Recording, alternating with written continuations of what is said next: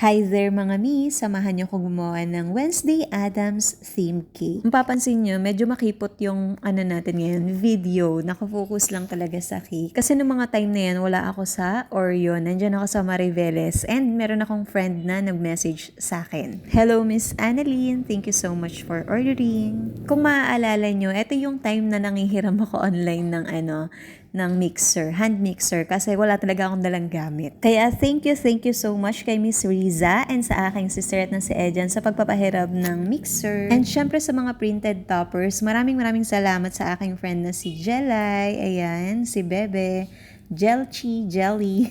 O diba, isang tao lang yan pero ang dami kong tinawag na pangalan. Yung mga bilog-bilog naman na toppers, yung parang black na balloons, fondant yan na ginawa ko lang siya. Sobrang thank you sa friend ko na si Jelay kasi pinaprint ko lang yung toppers pero binonus na kinat niya na din. Talagang binawasan niya yung mga gagawin kong preparation para sa cake na to. Kaya thank you. And naglagay rin ako ng mga bilog-bilog dyan na fondant. Mga drudgy sana yan. Kaya lang nung time nga na yan, hindi ako prepared dahil nandiyan ako sa Mariveles. Wala akong gamit talaga. Kaya more on DIY and fondant. And we're done. Ito na ang finished look ng ating cake. Diba? Cute lang siya. Simpleng design ng Wednesday Addams. And nag-grab din ako ng picture ng cake natin nung nakarating na siya kay customer.